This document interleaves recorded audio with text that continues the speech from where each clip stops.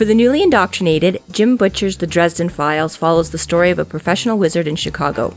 We've started our podcast as a way to help break down the series' most important moments, characters, and lore. This is McAnally's Dresden Files Pubcast by Free Flow Rambling. Conjure by it at your own risk.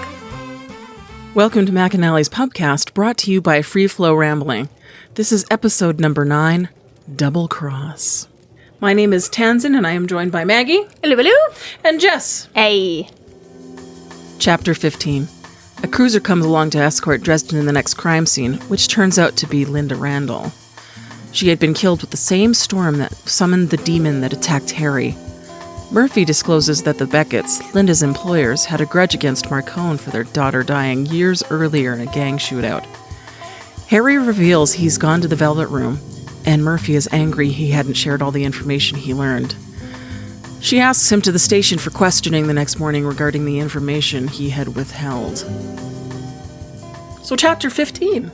So yeah, the cops stopping by wasn't completely random, as it turns out. There's a reason they were in the neighborhood and came across a naked man, and a slightly inebriated woman, just not from alcohol. Yeah, so Murphy sent Dresden to go be collected, and it's funny because the cops are a little bit like, wait, this is the guy we're supposed to go get. This naked man is the consultant you honest. Well, in all fairness, he wasn't supposed to be naked when you picked him up, but it's a Saturday night, Karen. It's right. He did not tell me I was going to be on call. Date night with Dresden. More than you bargained for. But yeah. So yeah, it is kind of cute. Susan has a cute little remark. Yeah, like, not bad hair. Like, she's all like, just one of those things. Hee hee. Yes, that was cute. Susan talked her way out of it. Like, oh, one of those things. Smack him on the ass and call it a day. Right? But it's like, yes, it's like she's still, like, she's feeling better because she's upchecked all the mixing potions, right? So she's starting, like, physically to feel. And then she just kind of goes pale again when she sees that, like, you know, the demon just, like, casually kind of picked up her car, like, shoved it aside. It's like, oh, but yeah, but she's got her little pats Harry's ass before she takes off. It's going to make a fantastic story. Right. So Dresden's like Craig and in his, so the cops allow him to grab, and I love, like, again, in the insanity of the last couple days, and, like, so, like, in typical bachelorhood, yeah, it's, like, the only clean thing Harry's got, like, available or whatever is his, like, Easter's canceled t-shirt and, like, cowboy boots, and so, like, you know, it's not even just, like, yesterday's clothes, it's, like, t-shirt, sweatpants, and cowboy boots, but to top it off, I will not forget my duster. It's like, let me just show up to your crime scene as a professional consultant you hired. Being a wizard is a lifestyle. Isn't that right? Hashtag influencer. Clothes do not make the wizard, okay? Yeah, Easter has been canceled. They found the body. Right.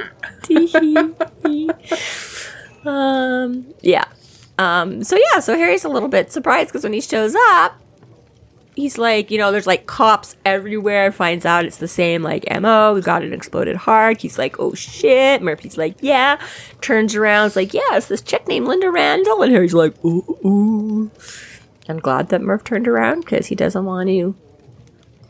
And I have to admit, the first time I ever read this, I was kind of like, well, what's the big deal? Like, Murph already knows you blew it and went to talk to Bianca after she told you not to, like, and then I was sort of like, afterwards it becomes a bit more and they talk about more stuff, right? Because she's like, well, maybe if you'd told us something, we could have, like, done something to protect her, or at least get the information from her, even if we didn't know this was going to happen.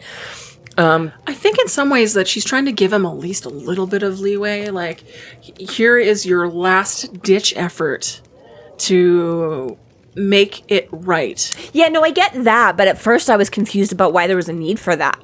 I was like, why is it such a big deal that, and then, you know, on subsequent couple of rereads, I'm looking at it again more from Karen, right? Because at first I was like, fuck, Karen is like freaking out so much. Like, it's not like Harry knew, he didn't do anything, but I'm like, oh yeah, Karen's point is, though, that you went and did this when I specifically told you not to, but now having done that, you didn't tell me all the results or information, right? You didn't tell me you got a lead from Bianca that led to Linda.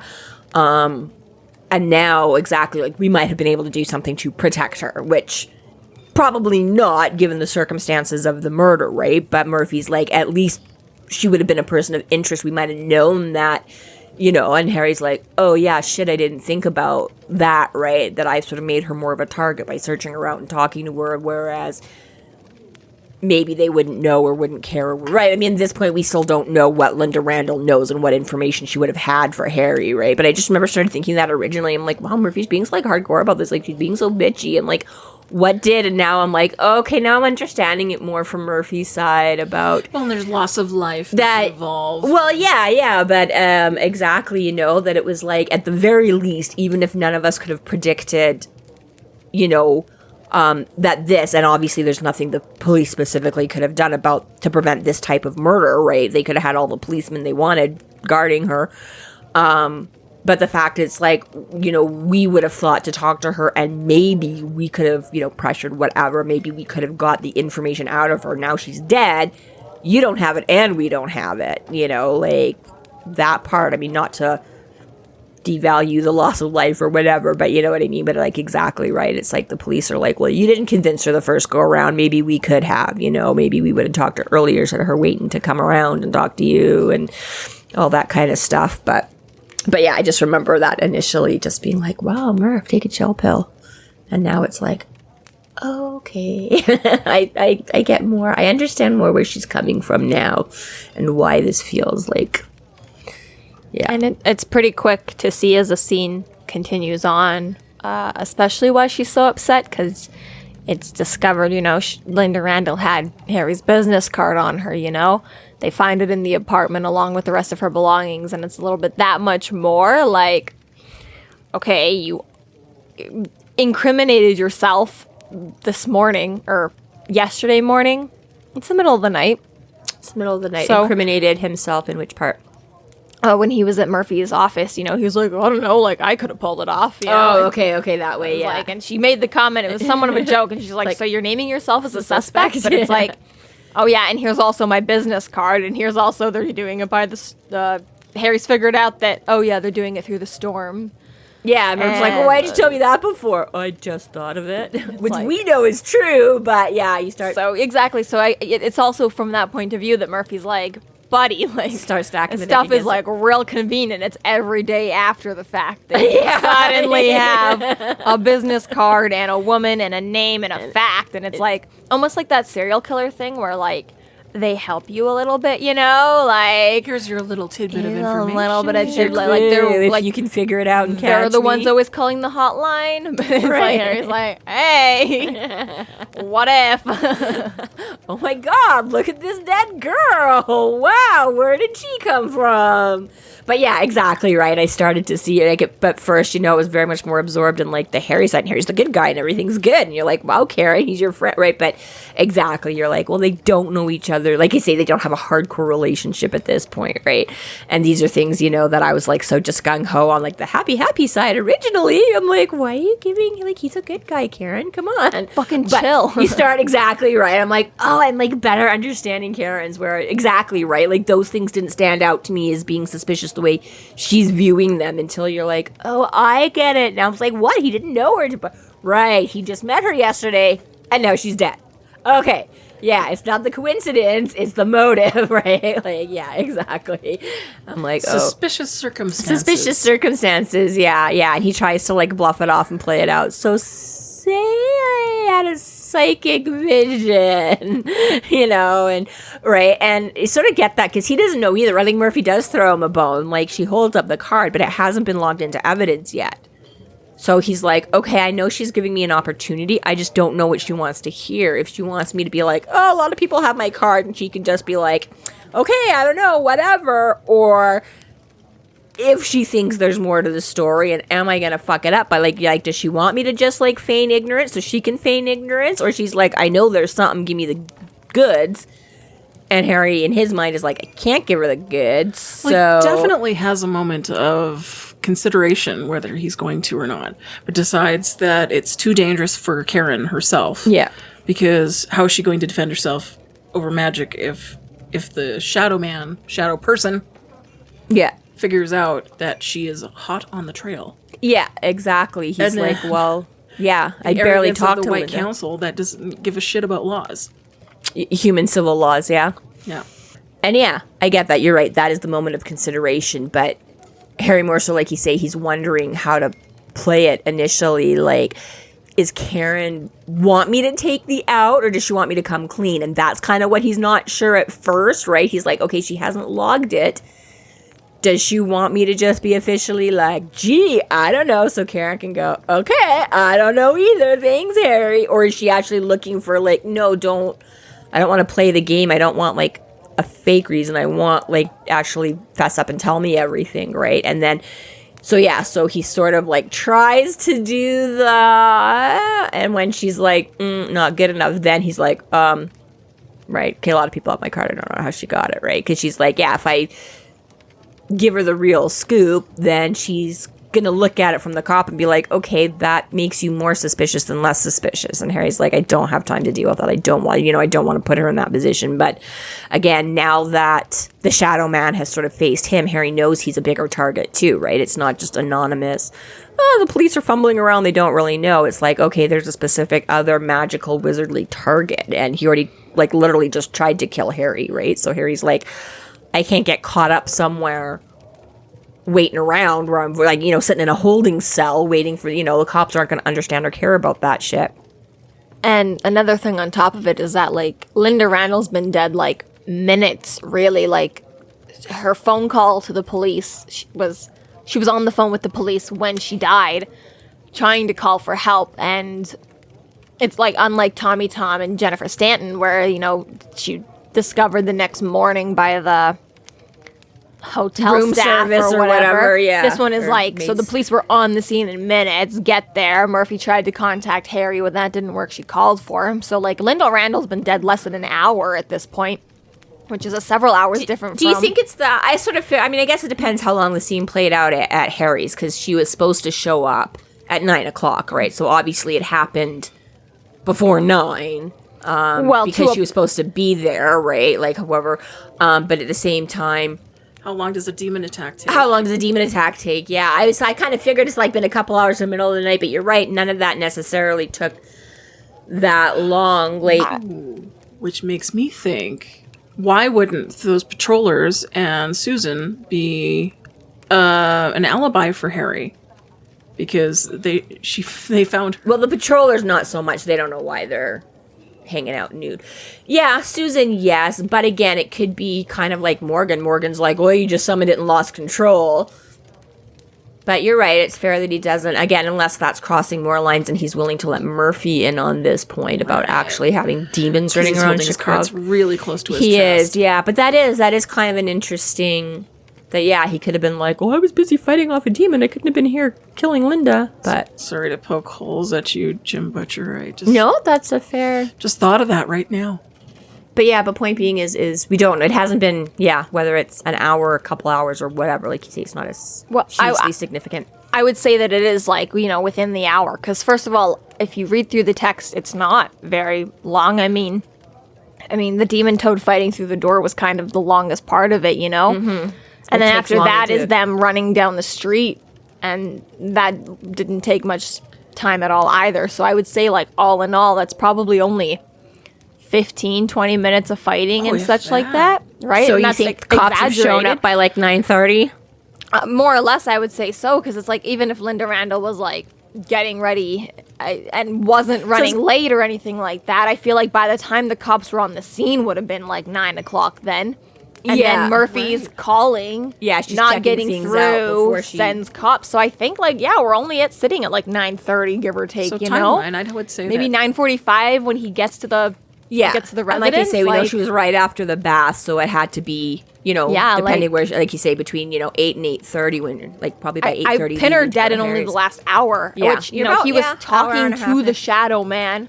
Whether or not that was just a projection or a phantom or a so she must have been killed first, and then he went after. Which is what I'm thinking, is that like this man was like, Linda Demon told Shadow Man talk with Dresden. It was like he had like a really productive 20 minutes. Like, yeah, fair.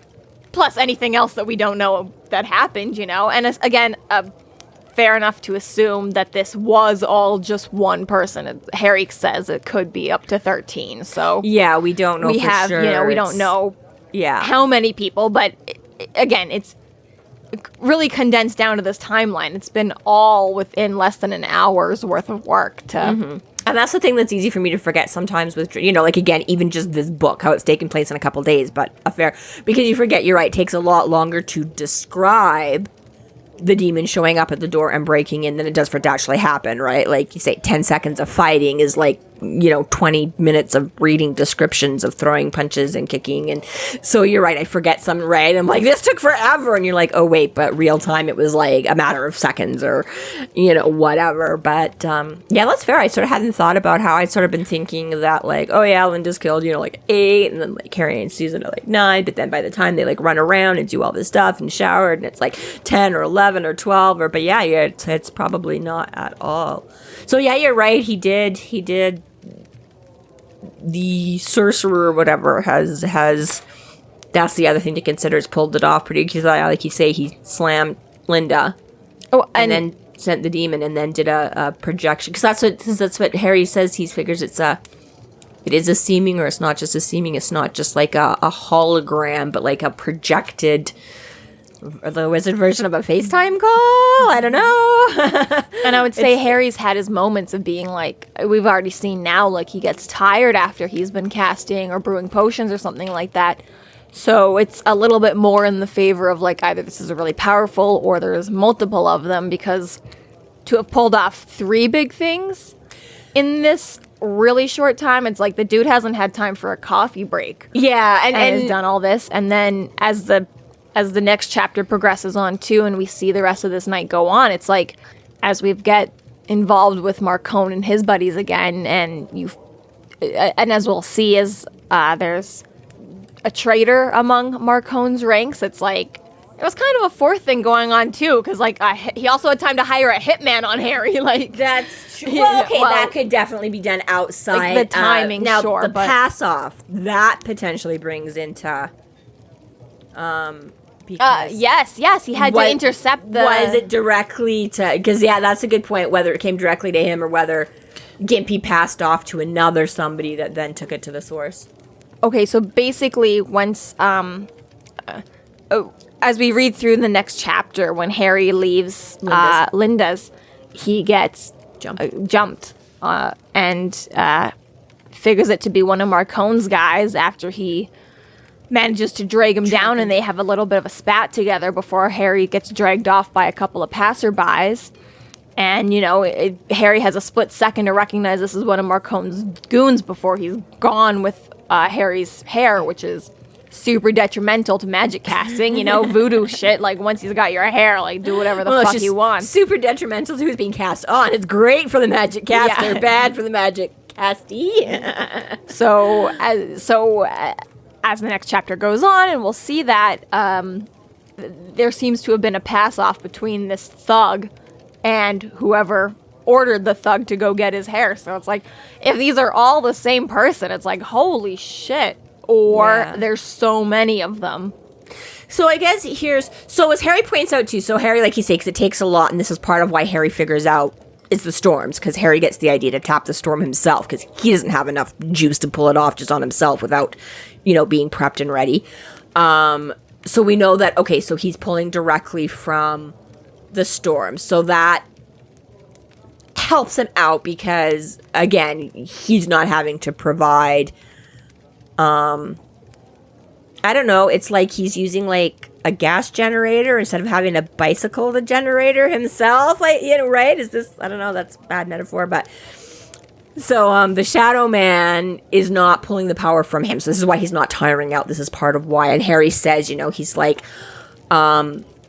this guy might be a bit of a heavy hitter, like he's got sort of some raw talent and power, but he doesn't have the finesse, which is why Harry's kind of like, you suck a little bit, like, okay, you're big and brawny, doesn't mean you know what to do with it. So with the heart spell, again, the majority of that could have been, Harry saying, the setting it up in advance, the making. So a lot of that could have been the pre-prep, right? Like the big boom could have come just in enacting it. Again, the demon summoning thing.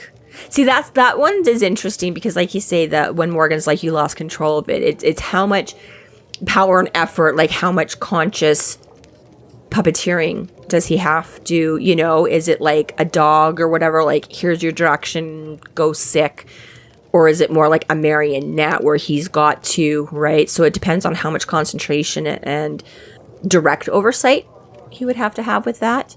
But again, if you're kind of pulling from the storm, right, you're like, boom, kill, boom, call, boom, FaceTime. And then with the handoff, that again begs the question of... Really hoping this thunder holds up before you get through your grocery list. I know.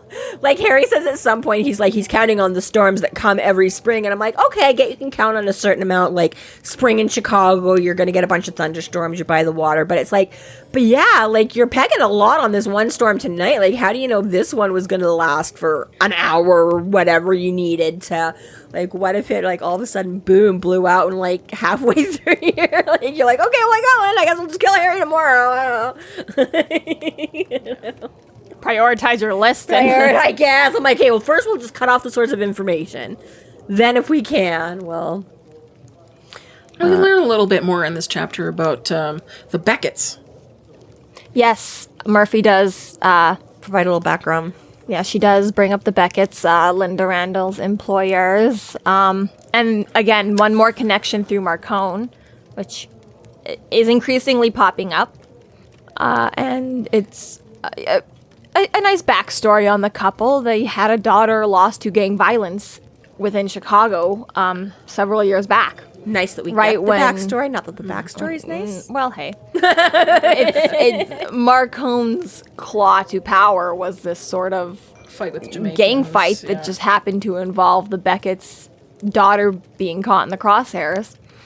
Fire. And even that, what did I say? Crosshairs. I mean, she would have been in the crosshairs, but caught in the crossfire, which... Caught in the legitimate crossfire that killed her, and that Marcone even attempted to give blood money in reparations outside of the courts and just, attempted to smooth things over, which they did not want. And we see that they've got money, apparently.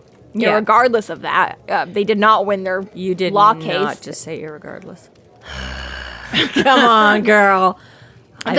They do end up becoming... do not like my mother. Suspects, though, as a result of their history.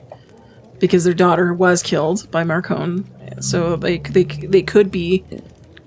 Not specifically by Marcone, but by Marcone's gangs, men. Yes. Well, and this is where I do find this bit interesting, because when Murphy starts... She doesn't start questioning him about Linda and how he knows. So when they get in and they see, and they're like, so she's a chauffeur, do you know her employers? And he's like, oh, not really, kind of just shrugs her off, doesn't really say one way or the other, because he hasn't. But then Murphy's like, so then Murphy gives the backstory, and you're like, oh, okay, I get it, right? Like, they are the more obvious primary suspect because of this loss of their child through Marcone's involvement. But I find it interesting because, of course, my first head went to, like, we know he talked to Linda. That was his contact. He wasn't going to talk to the Beckitts. And the fact that they're at Linda's apartment with Linda, right? I was like, why would you asking him about, like, her employers? Like, why don't you think? But that's an interesting take, that maybe he was looking to get to them through Linda. That maybe the Beckitts were more of who he was, right? So we sort of know, well, no, Linda's the one with the information because she's the one that had a direct relationship with Jennifer, but Murphy doesn't know that yet. So while Murphy doesn't know anything about her other than she's a driver, she can put her together with the Beckitts. And I'm like, oh, that's kind of like interesting little side, right? Like from Murphy's point of view, they make the obvious legitimate suspect, but from Harry's point of view, it's like they did. I mean, okay, that's useful to know, but he actually was all about, Linda herself being the contact and the informant. And I'm like, layers and levels. And then Murphy's just pissed and doesn't take any of it. Basically. Way. So the one thing that kind of struck out to me was kind of funny because he's describing her. She lay on her back, her eyes half closed, her expression tranquil as it hadn't been any time I'd seen her. You mean the one time you saw her. Like, I just find that phrasing slightly. I'm like, you literally you talked to her a couple times.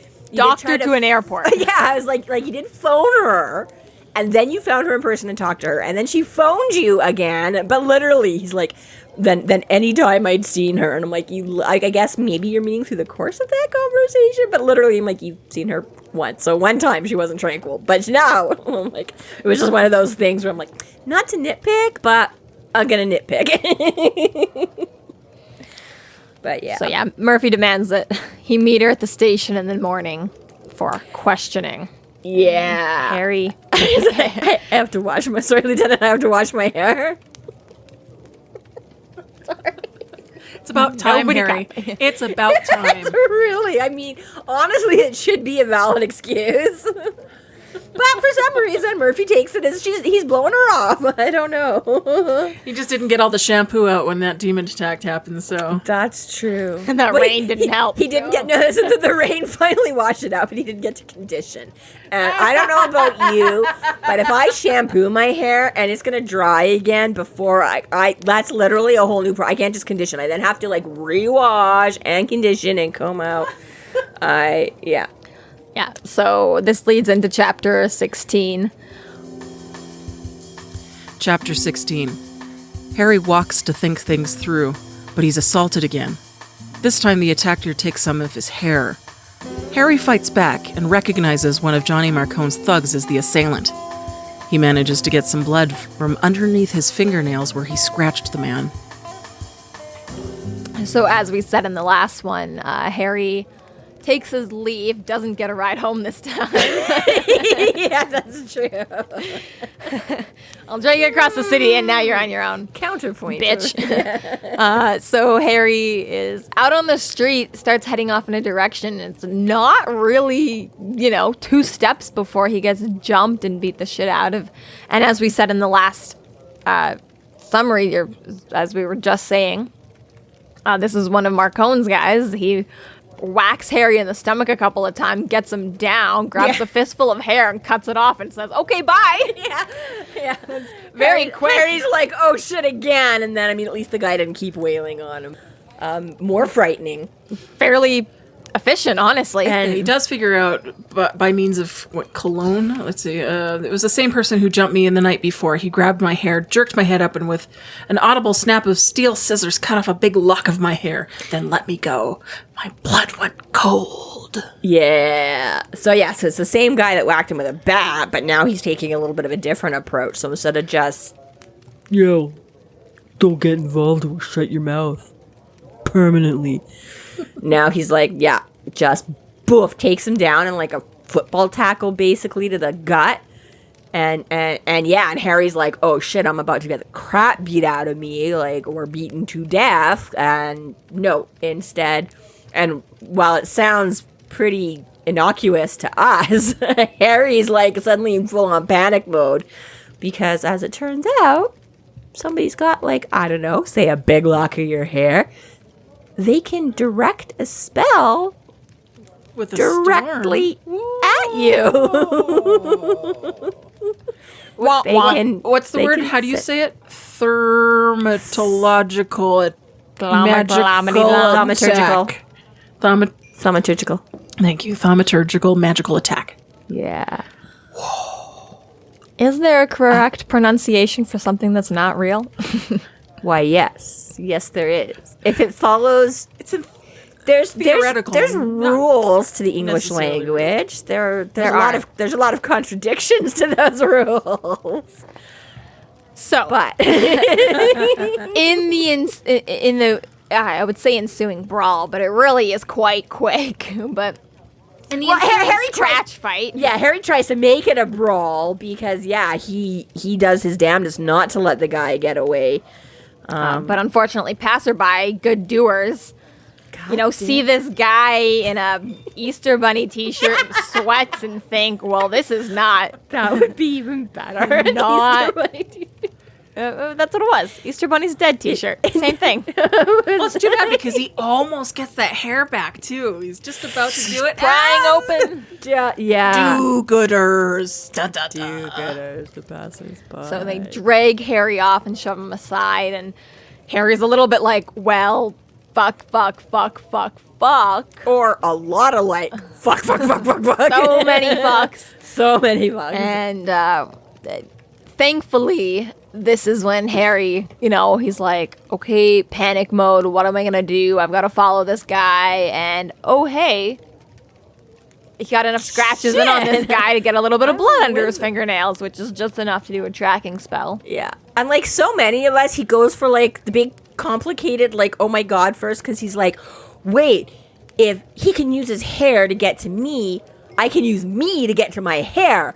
Okay, but that's going to be a whole like reverse engineering of what I know how to do. So, oh my God, that's going to take me like hours and hours to figure out. And by then Buddy's going to kill me. And oh, Bob could do it. But oh wait, I let Bob go. And then he's like, oh wait, I could just do this tracking spell on him. Like, right? He goes to the most complicated, and like in panic mode, right? It's like he's trying to come up with solutions, but he's not really getting the direct A to B until he starts like, he's like, and like clenching his fists, and then it's like, oh, my nails are sharp. Oh, wait, nails. So then this is like, I'd say like the most unrealistic part of the entire series is when a taxi just pulls up and he's like, you call for a taxi? And it's like, yes, I did. It's like, I can buy the Demon Toads and the Shadow Man, but a taxi in New York or Chicago just Dude, but he called. That's what he said. He called because this is the whole point. Is he did? You said it like 2 steps. He made it as far as the gas station on the corner, and called for a cab. Whoa! Because Murphy didn't offer him no damn right. I totally skimmed over that. Yeah, no, I thought it was just some random cab. He starts one. Okay. Yeah, he because that's kind of what he does, and then he's like, well, shit, I gotta. Right, so yeah, because I think there's some backstory then about him thinking about his dad or whatever or something, and that's the next one. But yeah, no, he made it as far as the gas station, called for a cab, so he's loitering there, waiting for when all of a sudden, so he's a standing target there when Buddy shows up and just like, here's my slightly, because that's why the guy's like, somebody call for a cab? He's like, because he had legit called. Given a quick ride to his apartment to grab some of the magical necessities, Harry's quickly on his way, following literally his nose. He's tracking a spell through his hairs. He decides to go with nose hairs to help follow, which I hate more than anything. No. Plus, have you ever pulled out I was just gonna say, like, plus it would be more exactly what I thought. I'm like, rather than plucking a hair off your head. I mean, I guess it kind of makes sense because plucking a hair wouldn't. What his hair? He just lost so many. Rustle in the breeze, like, but yeah, you'd think there would be more of like with the blood or something that there would be like I don't know. I should make a diagram of what he looks like right now because he's got the hair that's way straight up. He's got the black fingernails. He's probably got a bleeding nose from the nose hair that he just plucked. How many do you pluck at a time? I don't know. What are you taking like fistfuls? I just learned something about Tansenn I never needed to know. All I know is it feels like bleeding at any time one goes out. God, it sucks. Don't ask why one would have to be plucked out. Jess. Oh, I wish I could take a picture of your face right now. Chapter 17.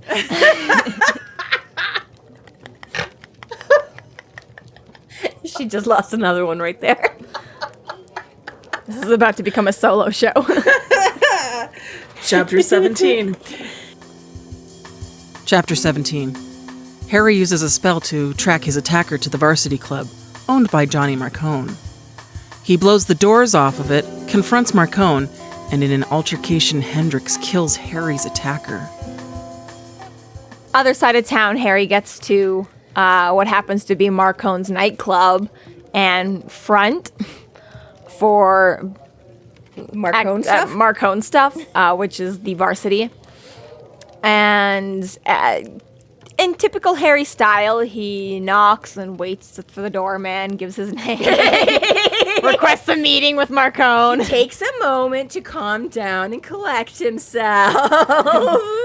Then exactly leaves his business card with the butler, waits to be announced. Makes an appointment, blows off the door, and scares the entire establishment.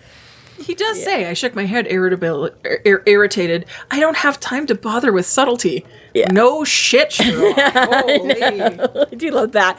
He's like, he sort of checks it out. He's like, okay, I see them in there. And then he's like, ooh, should I be all diplomat? Yeah, no, fuck, I'm mad. No, I'm not happy. I'm just, nope. So, real quick, blows off the door, makes a little bit of property damage. But, see, and this is why Harry's the hero, because he blows the doors out so that he's not sending debris flying into a full club of, like, innocent partygoers. Thanks, See? Harry. He thinks. Right? I'm pissed, but I'm not going to take it out on the college kids. But yeah. So quite easily he spots Marcone and his main bodyguard Hendrix, as well as two others. One of which is Gimpy Lawrence.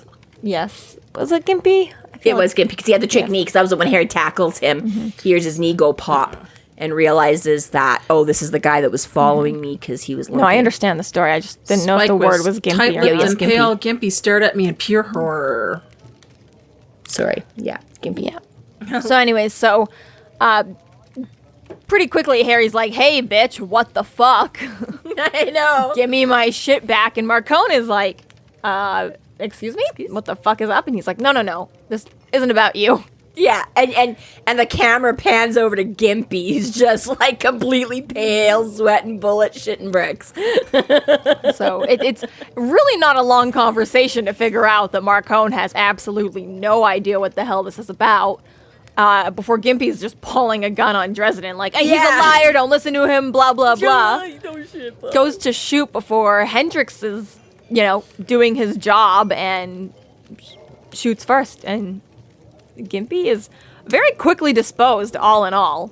Yeah, they're Mr. Hendrix is rather reactionary. Yeah, doesn't wait to find out if the gun is coming out for Marcone or Dresden or Gimpy himself. He's just like, gun present, boom, dead, boss is okay, threat neutralized. Yeah, it was like, just like, seriously, no questions asked. Like, yeah. And in the ensuing moments thereafter, even when it's determined that Marcone straight up didn't know he had a spy in his mix who'd been double dipping, apparently, paid to be an informant elsewhere.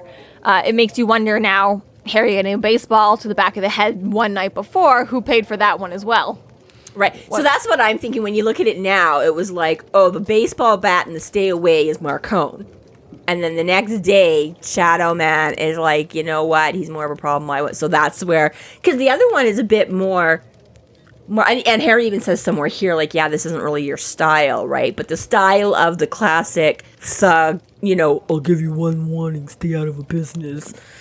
Which is fair enough, but I'd also argue that after the pizza place incident, where he's like, hey, little fucking 14-year-old, 16-year-old bitch, mind your business, it wouldn't be that much harder to be like, hey, thug, go tell that guy to mind his business. And as we were just saying, he's got, 37 things he needs to accomplish every storm. It might be easier if you can just, take a baseball bat to some guy's head when there isn't a storm, because then that's one more thing you get to check off your list and don't have to wait for. That's true. I'm opted to believe that too, yeah. That's fair. I see what you're saying, but my headcanon is definitely, I see more proof, more... You're on.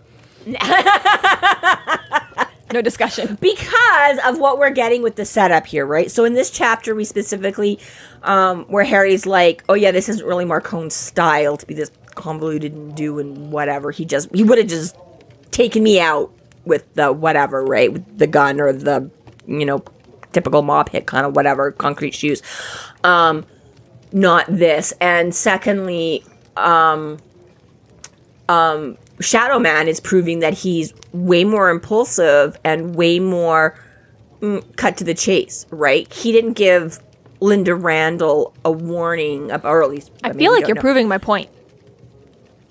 No, I feel like that's the thing, that he wouldn't have bothered sending a baseball bat and stay away the first night and then immediately the second night be like, okay, I'm just going to kill you. You know, he would have just, like, to me, is like, he's like, boom, I'm just going to kill Jennifer and Tommy Tom. Boom, I'm just going to kill Randall. Like, I don't mess him around with warnings and baseball bat, right?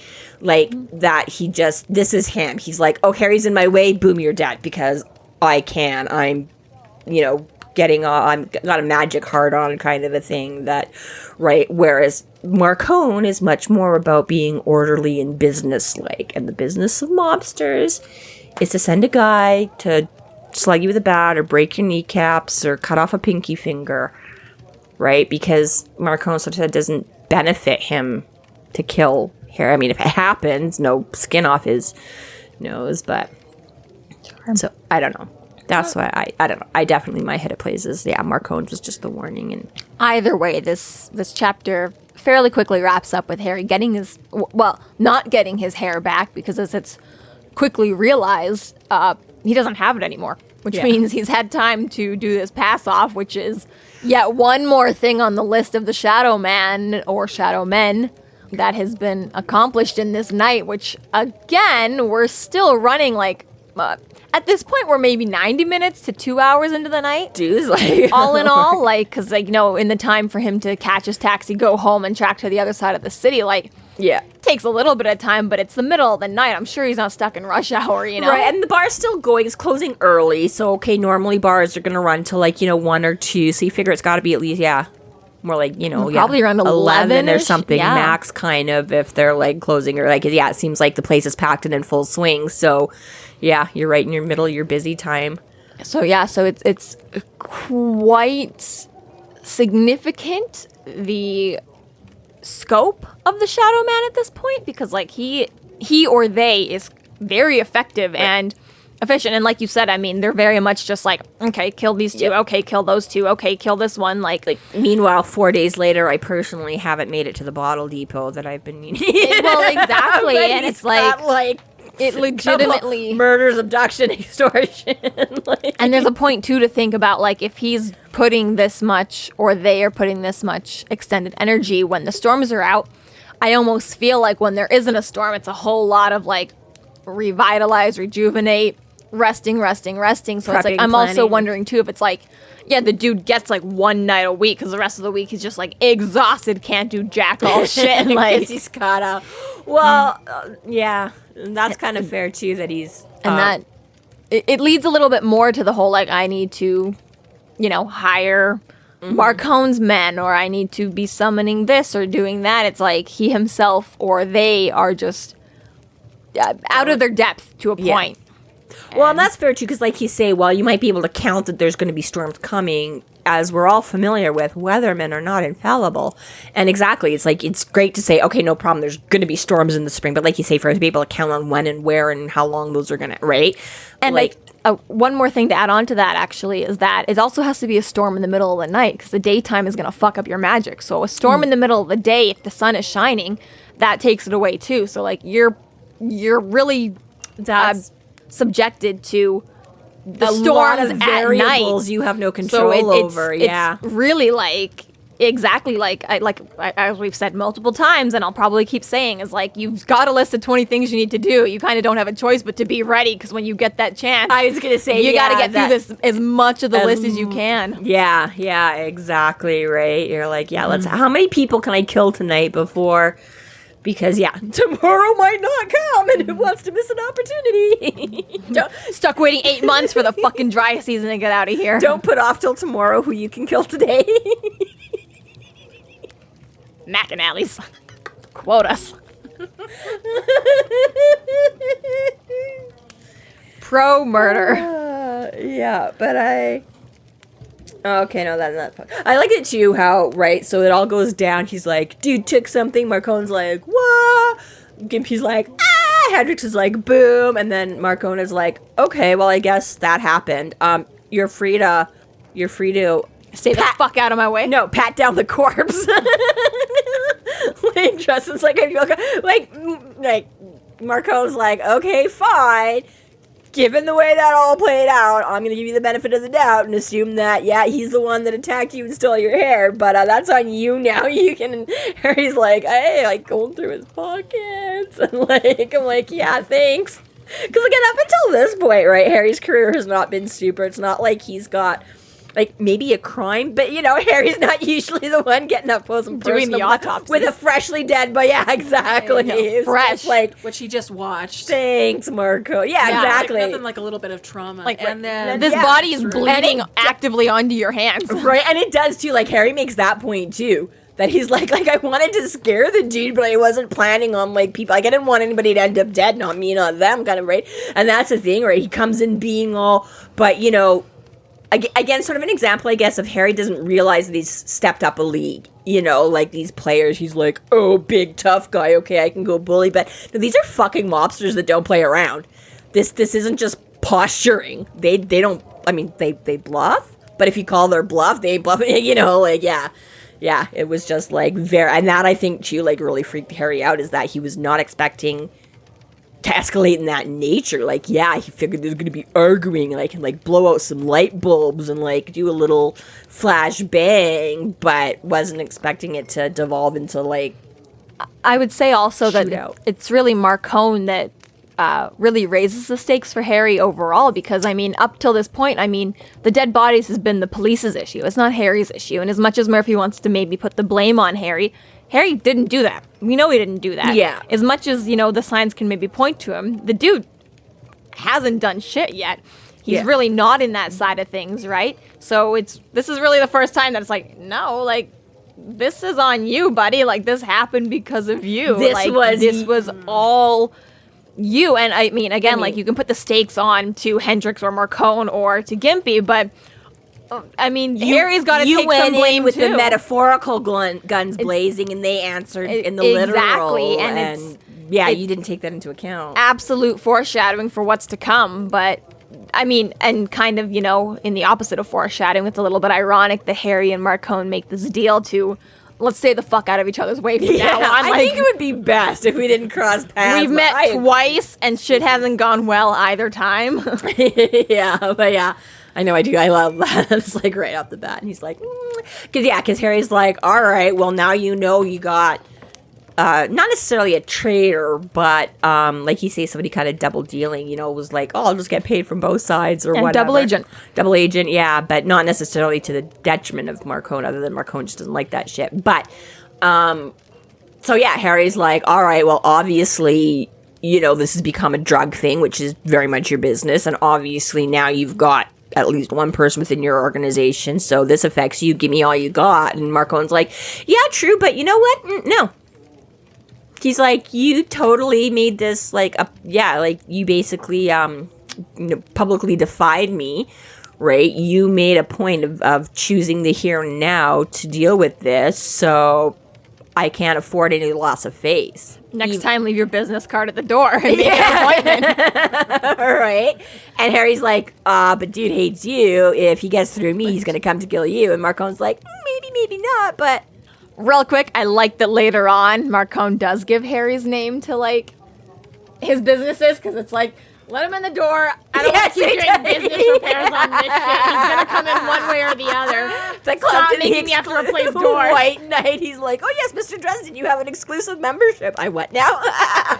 Marcone thought it would help you not destroying his shit if we gave you a fucking platinum card to our businesses. Yeah, true story. That was wise. That was a good one. Yeah.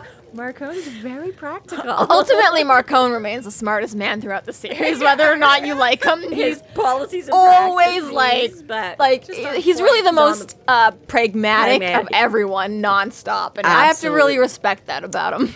Yeah, you do. I think that's part of what makes him likable. Mm-hmm. Right? But he's basically like, okay, well, it's in your best interest, so help me out. And Marcone's like, it is, but really, like, sorry, you fucked up, and now and Harry's like, but Marco's like, no, I'll take my chances. Maybe he'll kill me, maybe he won't, but I don't like you now. You know, so he gives him like a tidbit, right? Like, that's just how, like, there's that, like, tiger soul and stuff like that, right? Marcone is like, you're right, I could potentially be shooting myself in the foot a little bit, but it's worth it because of the actions you've taken that, yeah, I'm willing to roll those dice. Consequences have actions, Yeah. Harry. Yeah. Actions have consequences. What the fuck? Sometimes both.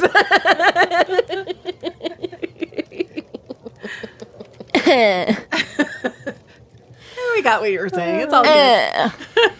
But yeah, that's Marcone kind of in a nutshell. Like, Which is good. I do like Marcone a lot. Yeah, and it's fun to look back on these original scenes and see how it all started out because I've forgotten a lot of this. I'm really used to the Marcone that we know later on in this series, but it's like early on when they didn't know each other too well, it's funny to see this kind of cat and mouse dancing that they do for the first few books because it's like, oh yeah, this is how It's a lot of character introduction. it really Yeah, is. yeah. And it's like, oh, this is what that foundation came from. And even when you get to like the short story about Marcone Even Hand, it's like, oh yeah, this is how this all really started out between the two. Is Right. Harry being a well, Marcone was a dick first in the limousine.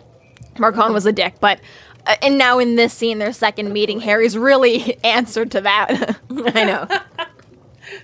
Let me call you that and raise you one. It's like, you might be able to help me, but I can see a way to handicap you more. So, yes, yeah.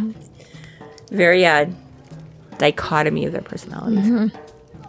So that brings us to the end of chapter 17. Yeah. This concludes our episode number 9, The Double Cross. You can find us online at freeflowrambling.com and McAnally's.ca. There we have our links to other podcasts, social media, and other fun tidbits.